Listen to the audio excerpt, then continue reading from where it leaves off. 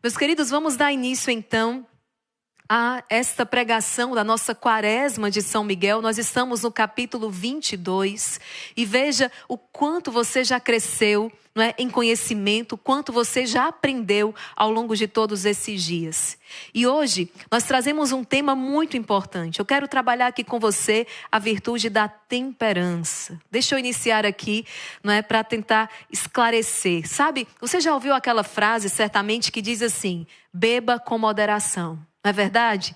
Então, essa não foi uma invenção, tá, das grandes empresas aí, das grandes marcas de bebida, não. Nós já encontrávamos isso, sabe aonde? Na Sagrada Escritura. A Bíblia já dizia isso para nós, não é? Beba com moderação. Peraí, Maria Raquel, como assim? Explica isso aí direito. Olha, abre. Isso é verdade. Abre aqui Eclesiástico capítulo 31, versículo do 35 ao 40. Preste atenção. Sabe por quê eu estou trazendo isso para você? Porque a moderação, ela é necessária. Em todos os nossos atos, no nosso agir, nós precisamos ter moderação. Nós precisamos ter o equilíbrio, sabe? Você, minha querida, que está aí talvez já preparando o café da manhã ou já trabalhando no almoço. É ou não é verdade? Que até o tempero para ser colocado naquela comida, por exemplo, a quantidade de um sal que vai na comida, tem que ser uma quantidade certa, tem que ser aquele toque certo. Se você coloca de menos, se você coloca de mais, aquilo pode estragar todo o alimento. É ou não é verdade? Um tempero em excesso, não é? Faz com que a comida não fique boa. Assim como a falta dele também faz com que ela não tenha sabor. Então é preciso um tempero na quantidade certa. Entende? O tema hoje nosso é essa moderação, a virtude da temperança. Inclusive, nos nossos exercícios espirituais, nós precisamos sim, na mortificação, por exemplo, eu vou explicar para você o que é isso aqui, à luz do nosso livro, nós precisamos ter moderação. Há uma canção antiga que diz assim: ser amado em excesso faz tão mal quanto não ser. Olha isso aqui. Ser amado em excesso faz tão mal quanto não ser. Não é? Nós encontramos pessoas feridas por uma carência, pela carência de um amor de um pai, de uma mãe. Mas nós vamos encontrar também pessoas feridas porque foram amadas em excesso. Porque houve ali um exagero, não é? Porque houve ali quase, podemos dizer que como que uma idolatria. E isso também não é bom. Então, eu já preciso dizer, claro, que se tem algo que você não precisa ter medo, é de amar a Deus. Então, aqui no amor a Deus, sim, nós precisamos crescer todos os dias. Não há limite nesse crescimento na fé e no amor a Deus. Aqui você fique tranquilo e à vontade para crescer cada dia mais. Não tenha medo de estar cada dia mais próximo do Senhor. Aqui, cada dia mais. Mas é exatamente esse amor a Deus que cresce a cada dia que vai te fazer enxergar que é preciso beber com moderação. Eu vou explicar isso aqui para você. Que é preciso uma justa medida para os nossos atos. Eu pedi para você abrir na sua Bíblia, Eclesiástico capítulo 31, versículos do 35 a 40. Veja. No princípio, o vinho foi criado para a alegria. O vinho, na Bíblia, é aquele que alegra o coração. A palavra está dizendo, no princípio, o vinho foi criado para a alegria e não para a embriaguez. Gente, não há nada novo, né? Tudo já nos foi revelado, tudo nos foi dito. A palavra de Deus nos instrui sobre todas as coisas. É incrível. Olha o que a palavra está dizendo. O vinho bebido moderadamente é a alegria da alma e do coração. A sobriedade no beber é a saúde da alma e do corpo. A outra passagem onde nós vamos encontrar, não é, que o vinho, nessa justa medida, é um verdadeiro remédio para o estômago, é um verdadeiro remédio. O excesso na bebida causa irritação, cólera e numerosas catástrofes. O vinho bebido em demasia é a aflição da alma.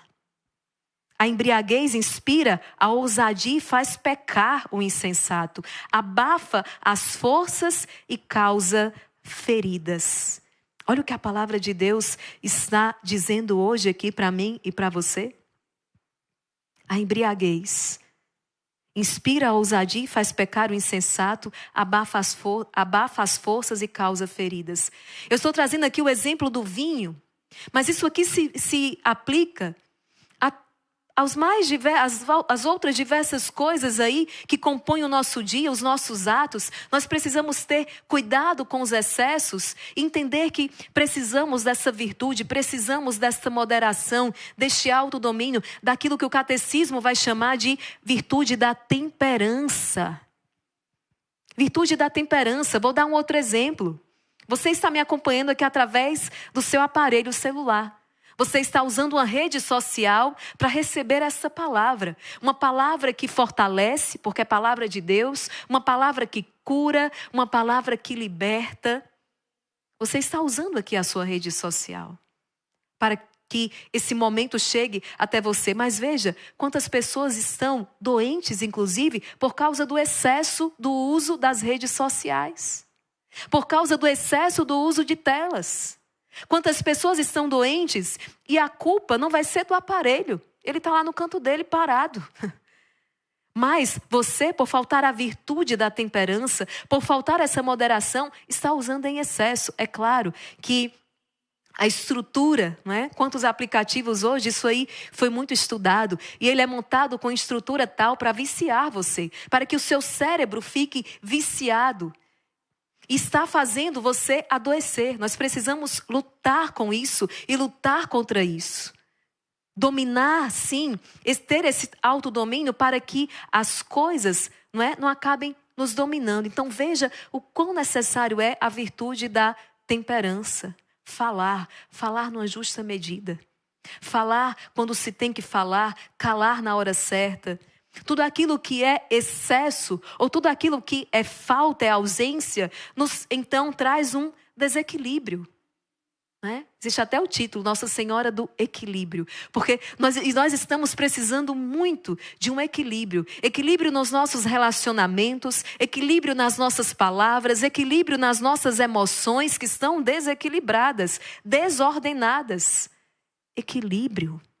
E aqui vai nos ajudar muito a virtude da temperança. Eu tenho certeza que essa pregação vai te ajudar muito na sua caminhada espiritual, na sua caminhada também junto aos seus, à sua família, nos seus relacionamentos, nas suas decisões. Vamos lá caminhando passo a passo nesse itinerário. E eu começo já trazendo aqui para você aquilo que Dom Lorenzo nos apresenta hoje. Ele vai nos falar o seguinte, capítulo 22. O inimigo nos anima a castigar asperamente o corpo, com disciplinas, abstinências, cilícios e outros rigores semelhantes.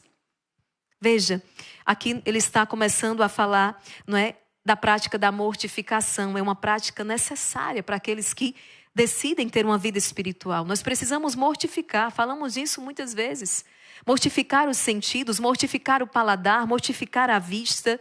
Não é? Uma alma religiosa, essa alma que empreende uma caminhada espiritual, é uma alma mortificada.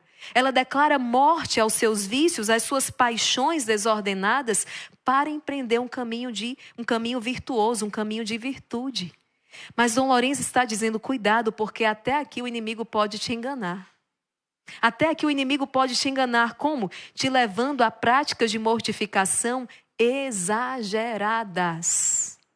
E ele vai trazer então duas realidades. Primeiro, o inimigo pode levar você a isso, ou para que você fique soberbo, para que você se orgulhe por estar fazendo aquelas grandes mortificações, ou para que te surpreenda em alguma enfermidade e você fique incapaz para as boas obras, ou também para que, cansado do muito trabalho, venha aborrecer e ter tédio aos exercícios espirituais. Por isso, cuidado. Cuidado com a falta da mortificação, mas cuidado também com o excesso de mortificação. Para não ficar entediado, para não acabar se aborrecendo diante do cansaço, diante, de uma enfermidade. Outro dia encontrava um sacerdote, já com uma longa experiência, ele dizia isso. Dizia, eu percebi que eu precisava cuidar um pouco mais da minha saúde, para que eu pudesse render mais na vinha do Senhor, para que eu pudesse anunciar mais por mais tempo. Apesar dos atos de correção serem louváveis e façam fruto naqueles em que há forças corporais e dúvidas de espírito e serem opostos ao prazer dos sentidos, devem ser praticados com grande temperança e moderação, proporcionados à particular qualidade e natureza de cada um. Veja, eu me lembro aqui quando Jesus está caminhando com seus discípulos e de repente os fariseus e mestres da lei interrogam Jesus: por que os teus discípulos não jejuam? Enquanto os discípulos de João Batista jejuam, por que os teus discípulos não? Jesus vai falar que não se pode jejuar enquanto o noivo ainda está com eles e aquela conversa se estenderá. Mas um fato é certo, os padres da igreja também trazem ali uma realidade e dizem assim: eles ainda não estavam preparados para essa mortificação. O Senhor estava preparando o coração dos seus aos poucos. É preciso ter paciência. O Senhor vai nos pedindo, não é, um pouco a cada dia. E se sou fiel no pouco, me será confiado muito mais. Então aqui, às vezes, é normal até daquele que vive uma experiência primeira com o Senhor, não é seduzido pelo Senhor e quer fazer tudo de uma vez. É o ímpeto do coração apaixonado. E aqui o quanto vale uma direção espiritual para dizer cuidado. Para dizer vamos com calma. Ou para dizer acelera porque está devagar demais. Não é? E como eu repito, nós estamos aqui pedindo ao Senhor essa graça de um equilíbrio, uma justa medida. Vamos caminhar e eu já entro com você no significado da temperança. Abra o seu catecismo no parágrafo 1809. Parágrafo 1809. Vamos ver o que a igreja nos ensina sobre isso. A temperança é a virtude moral que modera a atração pelos prazeres e procura o equilíbrio no uso dos bens criados. Olha isso aqui, a temperança. Né? Vamos lembrar até a temperança é a virtude moral que modera a atração pelos prazeres e procura o equilíbrio no uso dos bens criados. Eu não posso deixar de ler sem me lembrar de tempero, né? Um justo tempero ali na nossa vida. Um justo tempero que traga o sabor devido. Nem falta, nem sobra, nem excede. É um justo tempero. Você, minha amiga, dona de casa, entende muito bem o que nós estamos aqui, a comparação que eu estou fazendo. Então, eu vou de novo. A temperança é uma virtude que modera a atração pelos prazeres. Aquela comida é prazerosa. Né? E foi nosso Senhor, gente. Foi nosso Senhor que deixou essa graça, não é? Deixou que nós pudéssemos sentir o prazer quando nos alimentamos. Eu lembro que o padre Luciano, de saudosa memória, quando ele vinha aqui em casa e nós servíamos o suco preferido dele, que era o suco de manga. E quando ele então bebia aquele suco, ele pedia sem açúcar, tá? Depois a gente soube que era para mortificar. Mas ele amava. Então, veja aqui a temperança. Era o suco preferido dele, a manga, mas ele tomava sem o açúcar porque ele queria mortificar o paladar. Mas eu lembro quando o padre Luciano tomava aquele suco geladinho de manga, deu vontade agora, né, gente? E aí ele, quando ele tomava, ele dizia: "Oh, papai do céu maravilhoso." Ele é um italiano, um senhor, ele dizia: "Papai do céu é maravilhoso. Ele fez a manga pensando em mim. Ele criou a manga, veja como ele é maravilhoso." Mas eu me lembro disso. E o que é que acontece, não é? Se de repente ele se esbalda ali no excesso do suco de manga porque é prazeroso, ele vai passar mal, vai adoecer. Mas foi o Papai do Céu que deixou de fato esse prazer que nós sentimos quando nos alimentamos. Do contrário, poderia ser que nós morrêssemos de fome. Então, nosso Senhor deixou o prazer. Mas nem por isso nós vamos então nos esbaldar. Falávamos do vinho ainda há pouco. Vamos tomar o vinho? Vamos beber o suco de manga? Vamos nos alimentar numa justa medida, com moderação. com a virtude da temperança, porque exatamente essa virtude que vai moderar a atração pelos prazeres, vai procurar um equilíbrio no uso dos bem-criados. Quantas pessoas que já estão aí agora, exatamente, está caindo a ficha, você está dizendo, é essa virtude que eu preciso. Eu preciso dessa virtude da temperança, porque minha vida está destemperada. Né? Meus relacionamentos estão destemperados, por ausência ou por excesso. O meu dia está destemperado, estou gastando muito tempo com certas coisas de menos importância e faltando com outras. Eu preciso da virtude da temperança. Vamos aprender isso aqui, ó? Um tempero numa justa medida. Um tempero na quantidade certa. Modera a atração pelos prazeres e procura equilíbrio no uso dos bem-criados. Veja, assegura o domínio da vontade sobre os instintos e mantém os desejos dentro dos limites da honestidade. Olha que virtude indispensável, gente. É a temperança que vai assegurar o domínio da vontade sobre os instintos. Ou seja, que vai subjugar ali as suas paixões. Né? Ou seja, é a alma, é o espírito que manda aqui.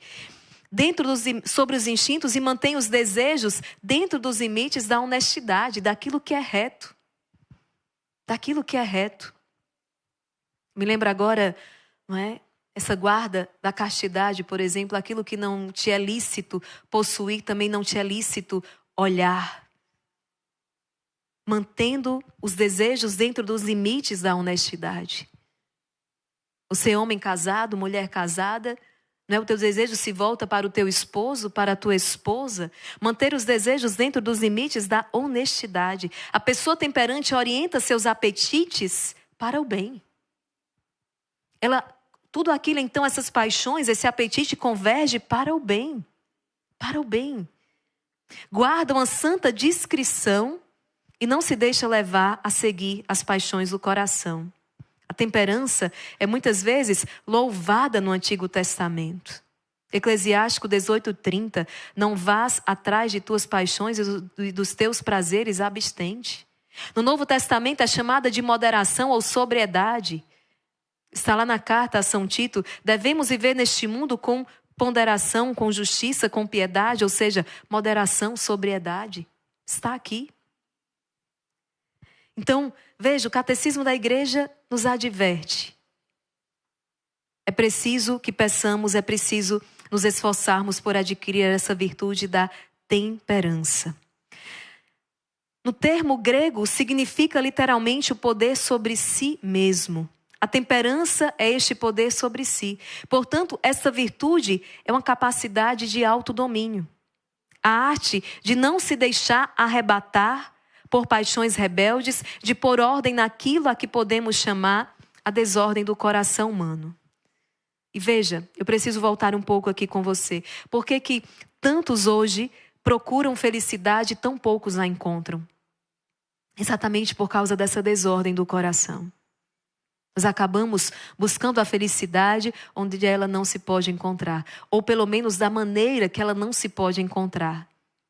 A resposta: nós todos temos um anseio por felicidade, mas muitos não conseguem encontrá-la. Por quê? Por causa da desordem do coração. Por causa desta desordem. Na maioria das vezes, na busca desmedida pelos bens e prazeres, o que é que a gente encontra? Desgraça. Preste atenção. Numa busca desmedida, desequilibrada pelos prazeres, o que é que você encontra? O vício, a infelicidade, a desgraça. Nós vamos voltar reiteradamente aqui ao exemplo do vinho. Eclesiástico 31. O vinho é a alegria do coração. Mas quando se cai na embriaguez, o que é que ele se torna? Aflição na alma.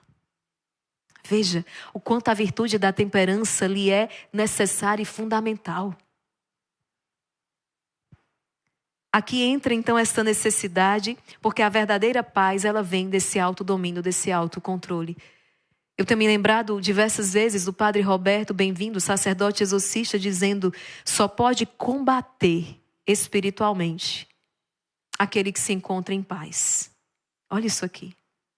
Só pode combater espiritualmente aquele que tem um coração em paz. Aquele cujo coração está em ordem, temperado.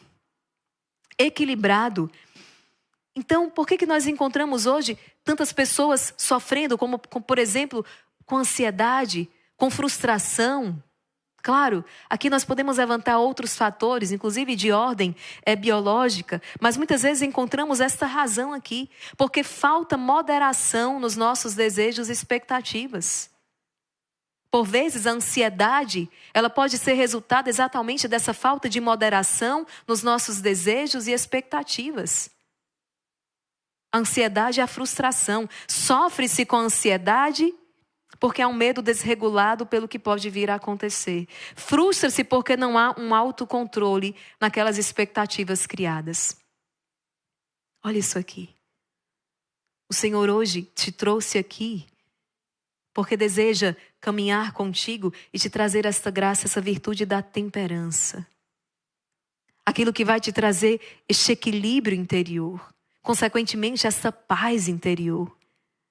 Vamos avançando aqui. Hoje nós temos bastante conteúdo para partilhar com vocês.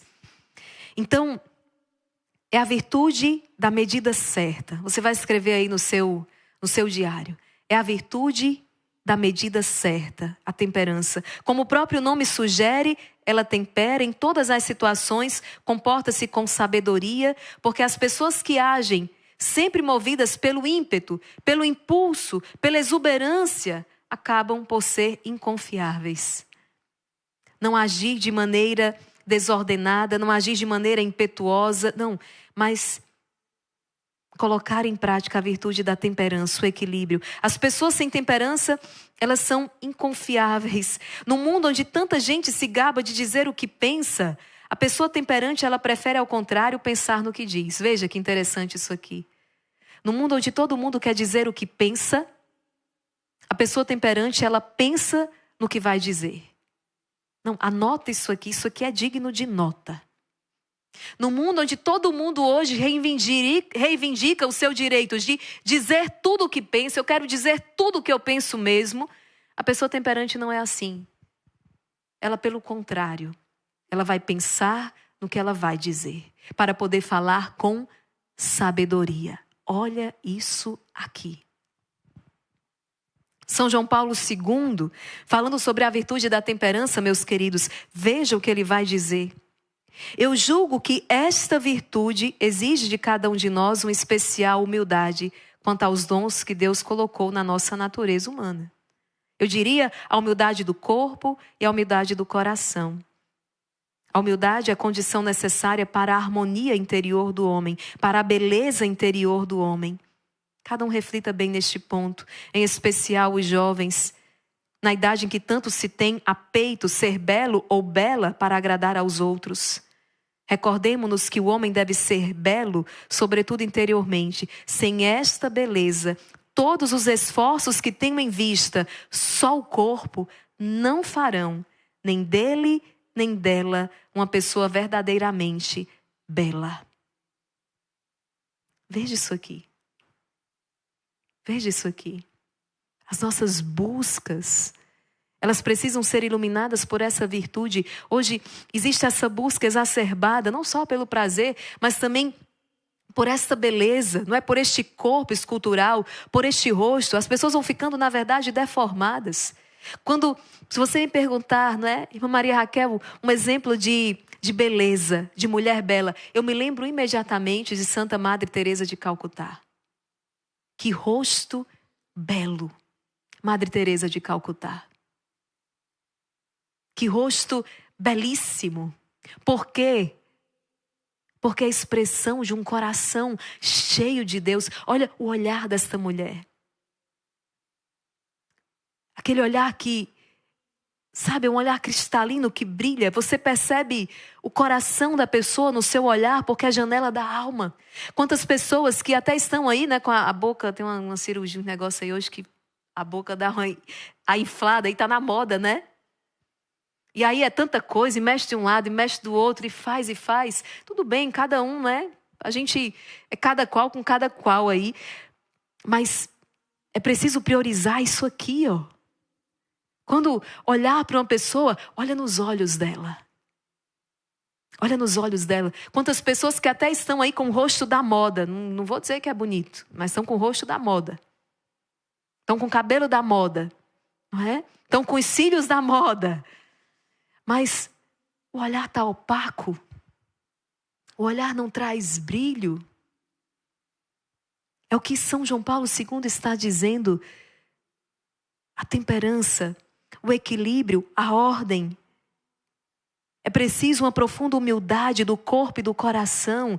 E isso é condição necessária para a harmonia interior do homem, para a beleza interior do homem. Como você tem cultivado o jardim do teu coração? Como você tem cultivado o jardim da tua alma? Não é para andar aí desgrenhado, descabelado, desarrumado, mal cheiroso, não. Nosso Senhor não quer isso, não. É para ter, sim, para ter o devido cuidado. Veja, na justa medida. Andar direitinho, andar, não é? Imagina. Tá aqui com, né, o hábito sujo, tá? Não, isso é uma desordem. Isso aí não é o reino de Deus. Mas nós não podemos estar preocupados com essa aparência exterior tão somente e relegarmos o nosso interior às traças. Tá com hábito bonitinho, tá com hábito limpinho, tá cheirosinho, mas espera aí, e como está a alma? Confessou esses dias, né? Confessou esta semana, confessou, está em pecado mortal, entende? Então, lançar este olhar, ordem, harmonia.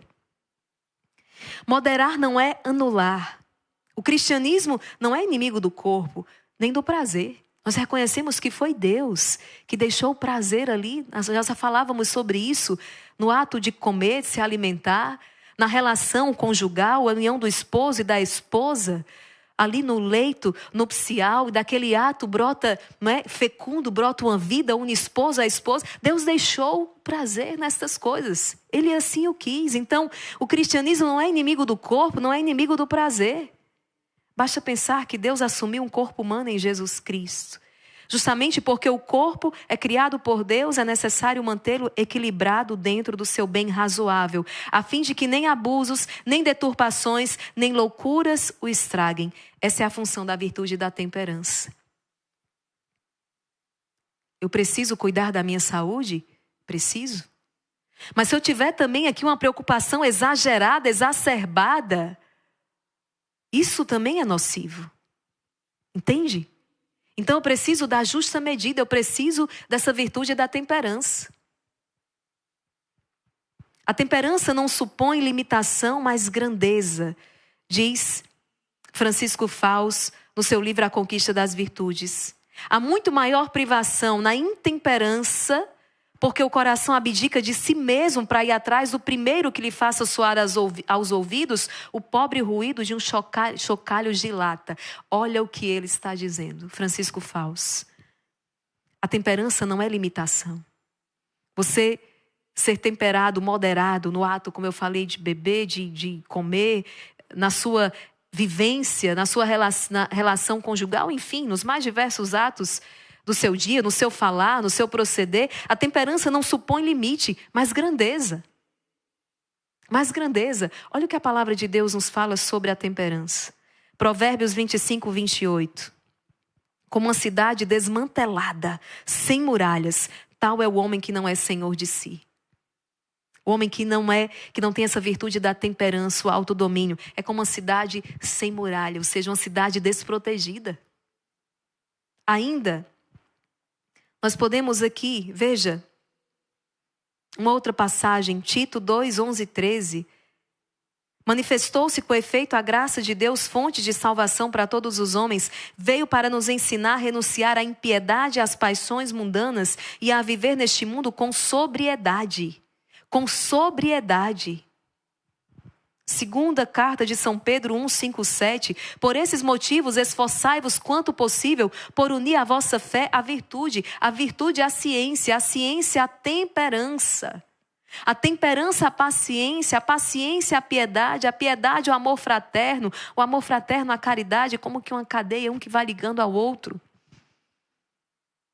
É preciso revestir-se, é preciso exercitar-se nesta virtude extremamente necessária. Eu repito aqui para você o que o padre Francisco Fausto Então vai dizer, há muito maior privação na intemperança, porque o coração abdica de si para ir atrás do primeiro chocalho de lata por aí. A grandeza da alma.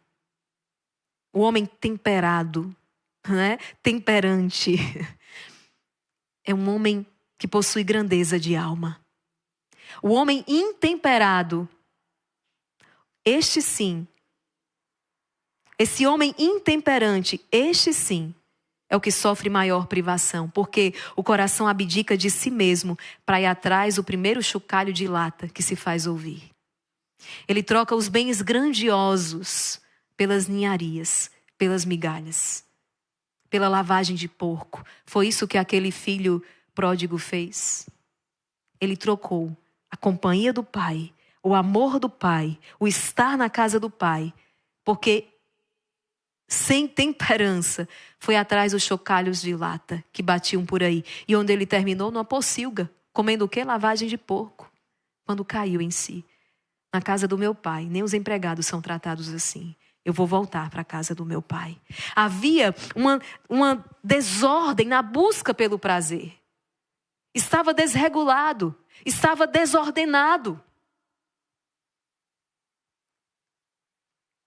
São Tomás de Aquino fala ainda do pecado da insensibilidade, que se dá quando se rejeita o prazer a ponto de abandonar as coisas que são necessárias à conservação da natureza. Aqui, São Tomás de Aquino já vai trazer, já sai daquilo que é excesso para aquilo que é falta, daquilo que é ausência.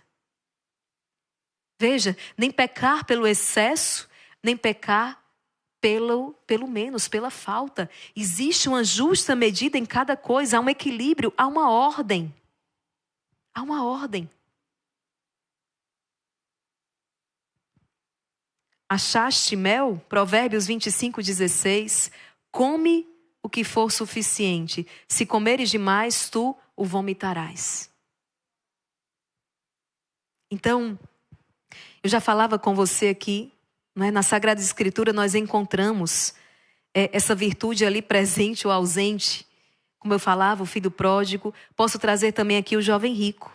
Mateus 19:16-22. Veja, Jesus encontra um jovem que busca a vida eterna. Está lá, Mateus 19.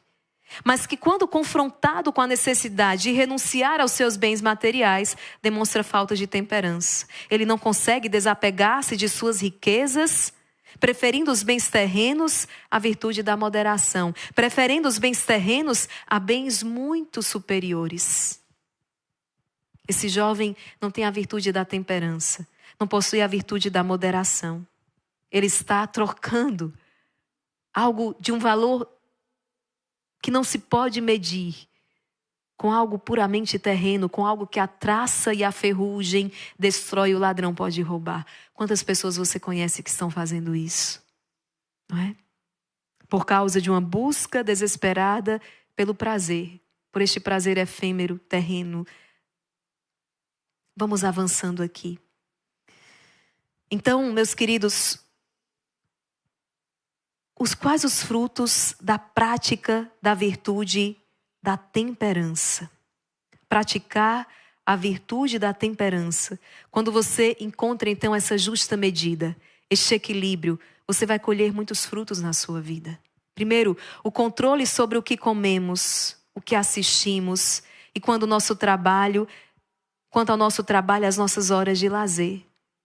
Um controle sobre todas essas coisas. É aquele domínio. Ontem nós falávamos isso, né? Mais vale o homem, mais vale o domínio do coração do que o heroísmo, do que conquistar uma cidade.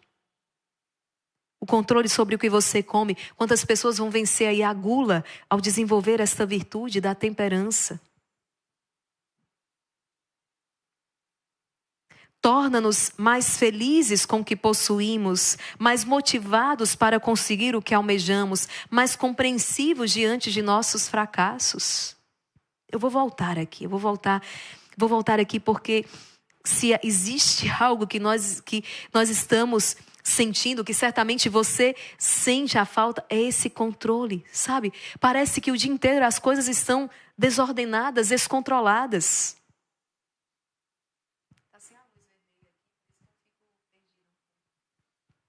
Praticar a virtude da temperança vai te dar controle sobre o que você come, sobre o que você assiste,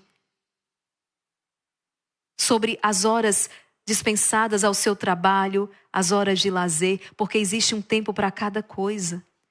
Veja o quanto estamos necessitados desta temperança, desta ordem.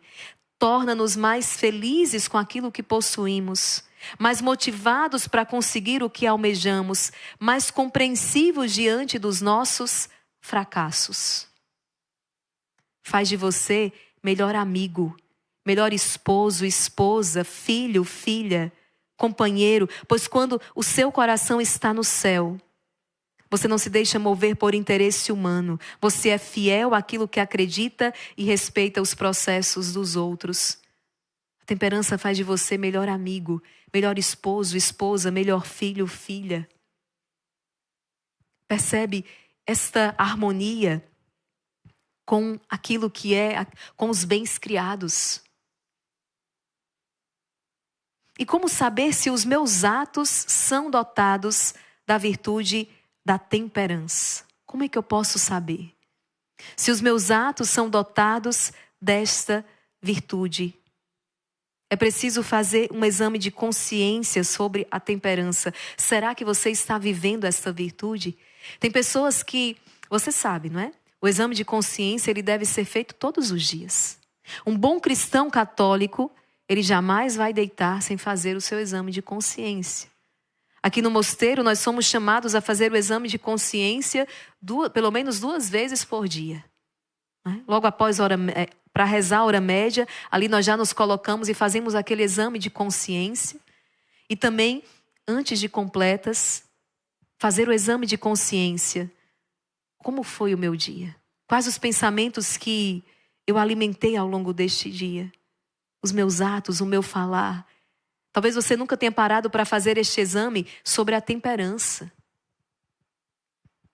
Então, no meio de uma sociedade tão consumista, hedonista, né? Falávamos sobre isso ontem, essa busca desesperada pelo prazer e evitando o sofrimento a todo custo, dominada pelo culto ao prazer, será que eu sei viver a moderação e o desprendimento próprios do espírito cristão?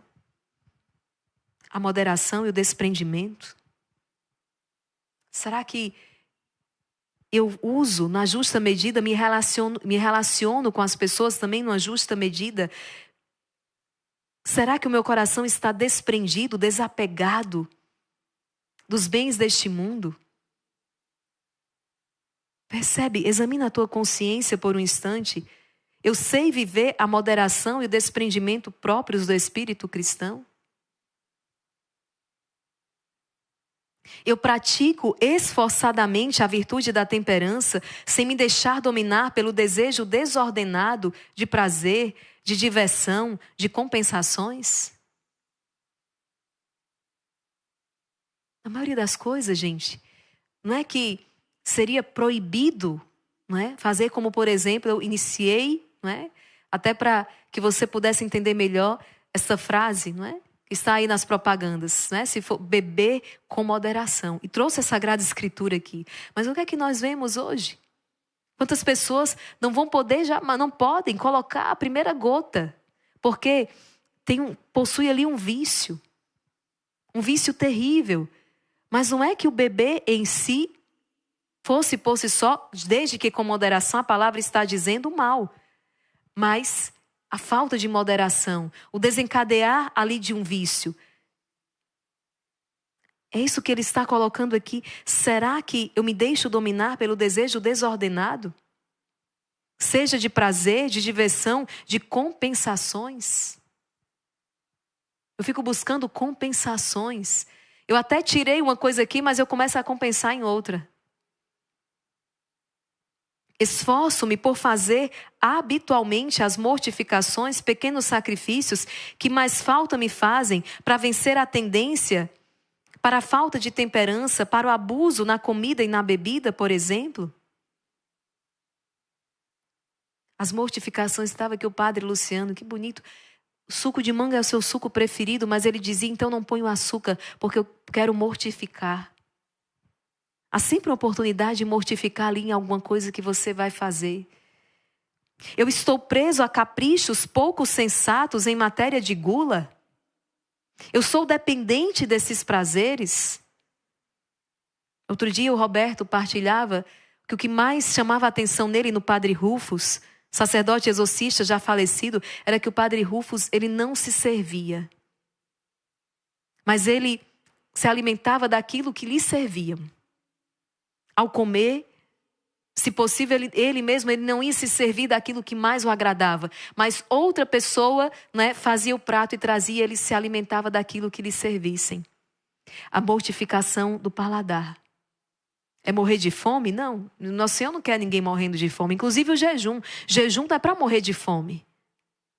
Se está fazendo jejum para morrer de fome, isso aí não vem de Deus. Isso aí não vem de Deus. Esse não é o espírito do jejum. O espírito do jejum é exatamente numa justa medida dizer para o seu corpo que não é só de pão que vive o homem, mas sobretudo da palavra de Deus.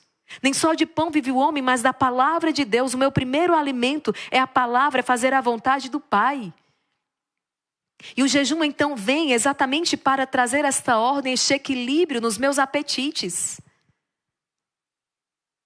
Trazer uma ordem, um equilíbrio nos meus apetites, claro, e toda a força espiritual que o jejum traz. Jesus vai dizer a espíritos maus que só são expulsos pela força da oração e do jejum, não tem outro jeito. Jesus jejuou e nos ensinou a jejuar. Não é para morrer de fome, mas exatamente para regular, para ordenar, para aprender a se relacionar também com a comida, com os prazeres numa justa medida. Estou preso a caprichos pouco sensatos em matéria de gula, de alimentação. Sou dependente desses prazeres. Eu sei dizer não aos caprichos, vencendo as falsas razões que me levam a justificar comportamentos que já são maus hábitos, verdadeiros vícios que prejudicam física e moralmente. Eu sei dizer não a esses caprichos. Eu consigo reconhecer aquilo que é um capricho. Só é entre você e Deus. E muitas vezes você vai poder justificar isso de várias maneiras, não é? Ah, mas se eu não fizer isso, eu não consigo isso, sem isso eu não consigo. E a gente vai criando necessidades que só existem aqui. Que na verdade foram criações suas. E nós precisamos pedir ao Senhor que nos liberte disso. Se não for assim, eu não consigo. Se não for assim, eu não posso. Se não for assim, eu não faço. No inferno, como é que vai ser? No purgatório. Vai ter capricho. Não vai ter essas exigências. Nós precisamos nos despir desse homem velho, dessa mulher velha, agora. E o que Dom Lourenço está dizendo ao longo dessa quaresma de São Miguel, dizendo assim, enfrente, tope, deseje aquilo que lhe é mais difícil. É aquela pessoa que me é mais difícil, então vai ser com ela. Vai ser com ela que eu vou dividir essa meia hora que eu tenho. É aquela comida, é aquele lugar, é aquela situação. Então é aquilo, é aquele que eu vou abraçar. Nós somos experts, não é? Em criar, em alimentar esses caprichos, em racionalizar e em justificar. E ainda passar por virtuoso. Eu sei dizer não aos caprichos, vencendo as falsas razões que me levam a justificar comportamentos que já são maus hábitos, verdadeiros vícios que prejudicam física e moralmente. Por exemplo, aqui o uso de tela. Ontem eu escutava uma pessoa falando, dizendo, até mesmo você que usa, não, mas é para o meu trabalho. Eu preciso dessas informações para o meu trabalho. Cuidado. Cuidado com o excesso, porque senão aquilo que seria para favorecer o seu trabalho vai estar te tirando do seu trabalho e prejudicando o seu ganho e o seu trabalho. Ah, mas eu preciso disso aqui, né? Eu preciso, de repente, para me comunicar com a minha família. Cuidado, porque aquilo que é para você se comunicar com a sua família, de repente está te tirando da convivência com a tua família. Entende? A justa medida. A temperança. Eu tenho uma lista bem definida de detalhes de mortificação que eu preciso praticar para vencer a intemperança, como, por exemplo, comer um pouco mais daquilo que eu menos gosto, Ou comer um pouco menos daquilo que mais me agrada. Vamos lá, hoje no almoço todo mundo colocando salada no prato. Legumes no prato. Para o diácono Emanuel não vai valer, porque ele ama salada e legumes. Por isso que aqui é cada um. Aqui não dá para a gente, não tem como estabelecer uma regra geral, é cada um. Mas veja o que ele está dizendo, é um exemplo. Coma um pouco mais daquilo que você não gosta. Coma um pouco menos daquilo que você mais gosta. Quando a gente chega no mosteiro, tem uma regrinha ali básica, e como isso faz bem. E eu já entrei em muitas casas de família que é assim. A criança, o filho, ele deve se alimentar de tudo que foi colocado na mesa. Pode ser um pouquinho assim, uma colherzinha assim, mas ele tem que se alimentar do que foi servido. É beterraba. Não gosto de beterraba. Vai comer. O paladar se adapta, não tem problema nenhum. Salvo um caso de uma alergia, uma coisa, mas no normal, vai comer. Aprenda a saborear a beterraba. Aprenda a saborear o chuchu. Aprenda a saborear. Entende? Mas a nossa vida espiritual ela vai sendo minada pela falta de cuidado nessas pequenas coisas. Santa Teresinha do Menino Jesus, ela é mestra nisso aqui. Em não desperdiçar essas pequenas ocasiões, em não desperdiçar essas pequenas coisas. Eu vou me servir, tem 3 opções de suco. Tem um suco de morango, por exemplo, que é delicioso, mas tem um suco ali de abacaxi que eu já não aprecio muito. Hoje eu vou me servir do abacaxi. Então, se você não tem condições, como Santa Teresinha, de empreender grandes mortificações, vamos abraçando aquela que o dia nos traz. Porque a melhor mortificação, hoje o capítulo vai falar de mortificação. Sabe qual é a melhor mortificação? É aquela que Deus escolhe para a gente. O melhor sacrifício é aquele que Deus escolhe para a gente, não é? É aquele que Deus escolhe. Eu já meditei na verdade que encerram estas palavras do livro Caminho. No dia em que te levantares da mesa, sem teres feito uma pequena mortificação, comeste como um pagão. Olha o que essa meditação está dizendo aqui para nós. No dia em que te levantares da mesa, sem teres feito uma pequena mortificação, comeste não como um cristão, mas como um pagão. Deixo-me arrastar por colegas ou amigos ao abuso da bebida, sequências imoderadas, ou ao que é pior, a sugestão de experimentar, por exemplo, qualquer tipo de droga. Eu tenho me deixado arrastar por aquilo que eu sei que não me é devido. Isso tudo hoje nós podemos trazer na nossa meditação, suplicando ao Senhor ainda essa virtude da temperança. Adentrando neste tema da mortificação, eu quero tratar com você aqui um pouco mais sobre este assunto. Veja, o verdadeiro significado da mortificação.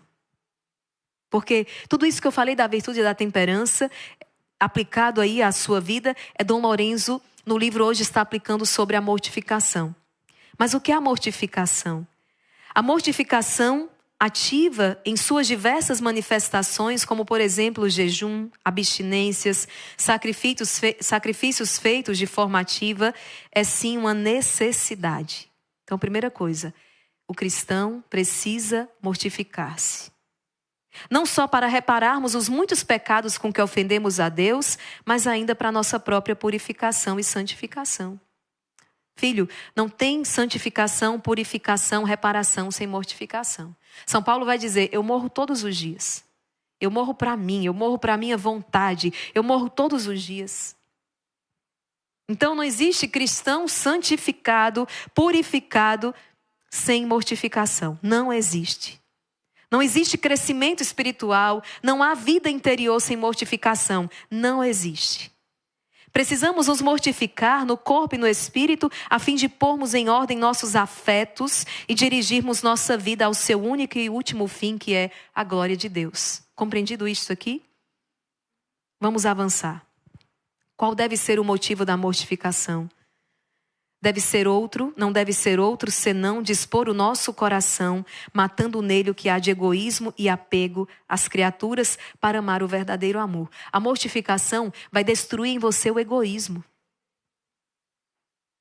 É o que nós temos visto hoje, né, gente? As famílias destruídas por causa do individualismo, do egoísmo. E a mortificação vai destruir em você exatamente isso, o apego aos bens, o apego às criaturas para amar o verdadeiro amor. A chave para todas essas penitências é sempre o amor, que não pode ser vivido neste mundo sem que crucifiquemos a nossa carne. Por que eu acordo todos os dias, 11h30 da madrugada, para viver esse momento tão lindo na presença do Senhor? Porque eu amo. E você pode dizer o mesmo aí. Por que eu estou acordando todos os dias, às 4h da madrugada? Porque eu amo o Senhor, porque eu amo a minha família. Eu estou fazendo este sacrifício, essa mortificação do meu sono, que seria lícito. Eu dormi mais tempo, eu estou mortificando o meu sono, estou oferecendo sacrifício por amor à minha família, por amor ao Senhor. Ou a alma subjuga o corpo, ou o corpo vai escravizar a alma, diz Santo Afonso Maria de Ligório. Ou a alma subjuga o corpo, ou o corpo vai escravizar a alma. E você pode se perguntar, mas será que nós precisamos sofrer? Você já deve ter ouvido isso, né? Mas Deus não quer que a gente sofra, o homem não precisa sofrer. Na verdade, a pergunta não é essa, não é se o homem precisa sofrer. Não é que o ser humano precise sofrer, é que ele precisa amar. E amar dói. Santa Teresa de Calcutá vai dizer, se não doer, não é amor. Não é que o homem precise sofrer, é que ele precisa amar. Olha para Jesus na cruz. Olha para Jesus na cruz. Aqui você vai ver um homem que amou e amou até o fim, diz a palavra. Ele nos amou e ele nos amou até o fim. Não há maior amor do que aquele que dá a vida pelos seus amigos. Então não é que você precise sofrer, é que você precisa amar. E amar dói. Amar dói. Está aqui o perigo. O perigo de se fugir do sofrimento a todo custo. Por quê? Porque amar dói. Pergunta para uma mãe. Pergunta para uma mãe que todos os dias se sacrifica pelo bem da sua prole. Amar dói. Pergunta para um esposo, para uma esposa que de fato vivem a essência, vivem o seu matrimônio, e eles vão dizer, amar dói. Pergunta para um consagrado que vive a radicalidade do evangelho, a essência da sua vocação e do seu chamado, e ele vai dizer, amar dói. Amar dói. E se não doer, não é amor. É preciso amar até doer, de Santa Teresa de Calcutá. Neste mundo, não é possível que sejamos privados de sofrer simplesmente porque não podemos ser dispensados de amar. Não é que o cristianismo seja masoquista ou cultuador, não. Mas é porque foi esse o meio que Cristo escolheu para amar-nos e é também o meio pelo qual nós devemos amá-lo. Catecismo da Igreja Católica, parágrafo 2015. Abre. Parágrafo 2015. Vamos ver o que diz o Catecismo da Igreja. Você precisa ver essa formação junto com a sua família, junto com os seus filhos, com o seu esposo, com a sua esposa. Volte quantas vezes forem necessárias nessa formação. Eu sei que é muito conteúdo, vai anotando, vai examinando. O caminho da perfeição passa pela cruz. Não existe santidade sem renúncia e sem combate espiritual. O progresso espiritual envolve ascese e mortificação, que levam gradualmente a viver na paz e na alegria das bem-aventuranças. O caminho da perfeição passa pela cruz. E o que foi que o Senhor nos chamou? A perfeição. Ele disse, sede perfeitos. Não existe santidade sem renúncia e sem combate espiritual. O progresso espiritual envolve ascese e mortificação, que conduzem a uma vida em paz e na alegria das bem-aventuranças. Compreendido? É preciso deixar muito claro que não é possível construir um novo caminho diferente do que indicou Jesus e daquele que trilhou os santos. E eles não passaram por outra via senão a via da mortificação. Quero dar um exemplo aqui. Como se explica Por exemplo, que uma Santa Catarina de Sena tenha começado tão cedo a flagelar-se a fazer jejuns rigorosos. Que para defender a sua pureza, São Francisco se tenha revolvido na neve, São Bento se tenha jogado num silvado e São Bernardo tenha mergulhado num tanque gelado. Para quê? Para não cair, para guardar a sua pureza. Os santos se mortificaram. Agora, o que Dom Lourenço está dizendo hoje é que nós já vamos nos encaminhando para o fim. Quando é que a mortificação se torna um perigo? Quando falta a virtude da temperança. Gente, quando falta a virtude da temperança, tudo se torna um perigo. Viver se torna um perigo. A vida é um perigo quando se falta a virtude da temperança. Quantas pessoas aqui não sabiam disso? Quantas pessoas nunca tinham ouvido sequer falar nessa palavra temperança, a virtude da temperança. Agora você está esclarecido sobre esse ponto. Agora você está entendendo que te falta essa virtude da temperança e que é preciso pedir ao Senhor, suplicar ao Senhor e se esforçar por adquirir esta ordem, este equilíbrio. Que vai te ajudar a vencer a ansiedade, que vai te ajudar a vencer tantas desordens, tantos desequilíbrios, inclusive emocional, tantos e tantos, interiores, exteriores. O padre Garrigou Lagrange afirma: é preciso evitar dois extremos perigosos quando o aspecto é mortificar-se. Primeiro, que parece dominar o mundo de hoje. Trata-se do naturalismo prático. Deixa eu explicar para você. Se trata de um cristianismo sem cruz. É o que hoje nós mais vemos ser pregado por aí, ou não é verdade? Um cristianismo light, um cristianismo sem cruz. Não quero nem a cruz, tira essa cruz daqui. Pode até colocar o Cristo glorioso, ressuscitado, mas tira a cruz, tira essa cruz. É o que hoje nós mais vemos. E essa tendência reduz a fé cristã a um bom mocismo, ignorando ou fingindo ignorar as consequências do pecado original sobre o gênero humano, sustentando que não é preciso lutar contra si mesmo. Sustentando que não é preciso também sentar o caminho de crucificação, deixar-se crucificar com Cristo, crucificar as nossas paixões desordenadas. Primeiro erro a ser evitado, esse naturalismo prático. O segundo é o rigorismo jansenista. Santa Teresinha viveu bem, passou bem por isso aqui. Um rigorismo jansenista, explico para você, que apregoa a prática de árduas mortificações sem considerar a razão para isso. Você aprendeu hoje, qual a razão que eu me mortifico? É o amor a Deus.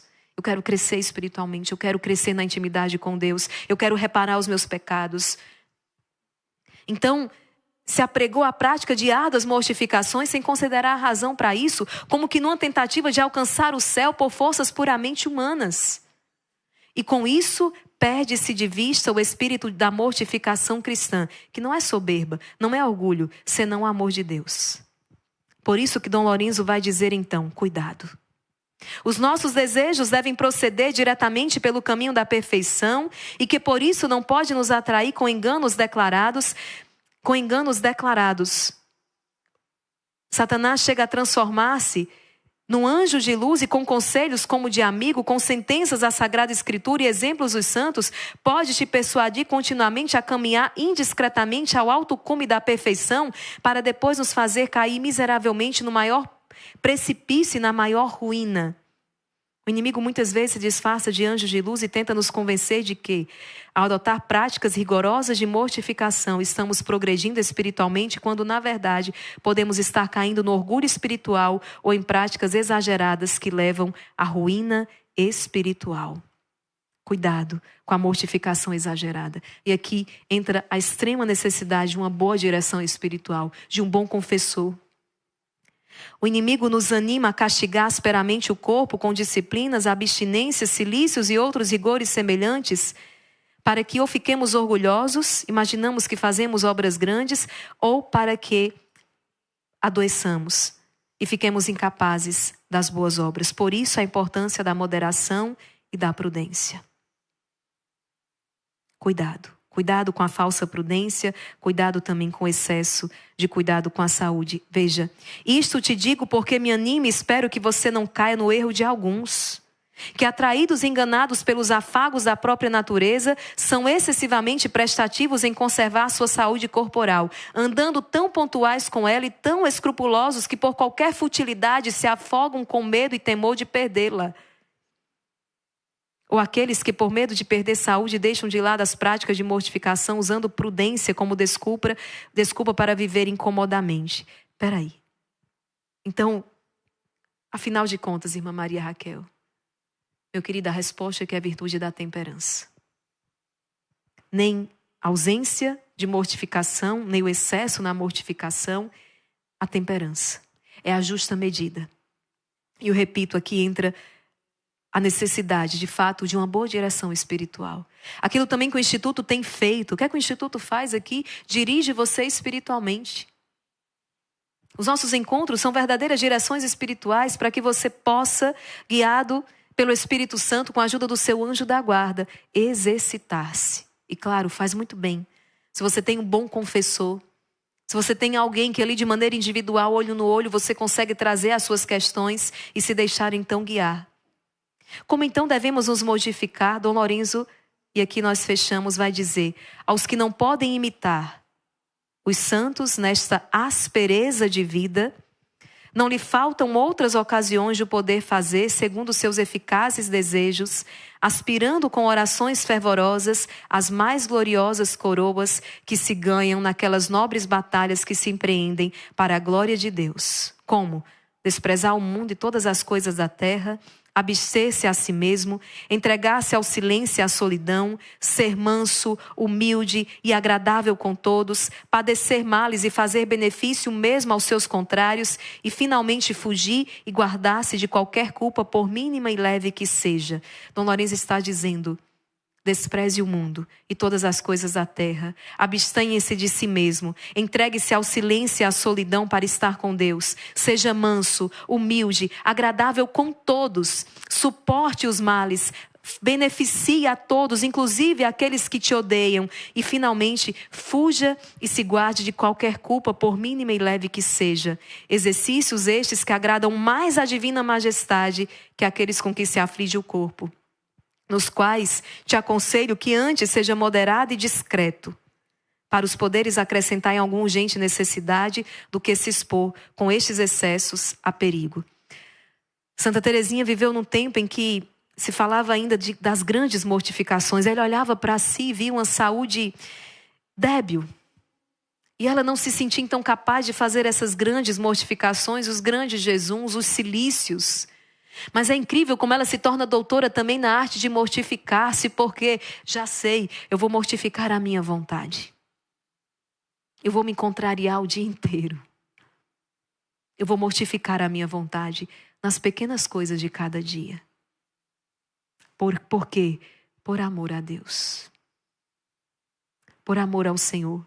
Em reparação dos meus muitos e graves pecados. Pela salvação das almas. Se eu não me engano, é Santa Teresa, não tenho certeza, mas que vai dizer: um dia sem sacrifício. Na verdade, todos os santos disseram isso, de um modo ou de outro. Um dia sem sacrifício é um dia inútil. Um dia sem oferecer sacrifícios ao meu Senhor, um dia sem sofrer algo por amor a Deus, é um dia jogado fora. É um dia desperdiçado. Foi um dia inútil. Esta é a teologia da cruz. É esse o espírito verdadeiramente cristão. Suplica ao Senhor esta graça. Senhor, dai-me a graça de viver, de adquirir esta virtude da temperança. De me empenhar em adquirir essa virtude da moderação. Para que eu possa então alegrar-me contigo em toda boa obra. Que eu não peque por falta nem por excesso. Mas que, guiado por ti, eu possa viver e descobrir essa justa medida. Possa relacionar-me de maneira adequada com todos os bens criados, com todas as pessoas que o Senhor coloca em meu caminho. Que eu possa viver a virtude da temperança. E assim alegrar-me sempre com meu Senhor. Amém? Gente, quanto conteúdo hoje. Bendito seja Deus por esta formação. Você aprendeu com a palavra de Deus, você aprendeu com o catecismo da igreja, você aprendeu aqui com a vida dos santos. Agora fica a missão, agora é colocar em prática. Já coloca em prática aí no seu café da manhã, já coloca em prática aí a virtude da temperança no uso das redes sociais, nas suas conversas. Que Deus te dê sabedoria, que Deus te dê discernimento.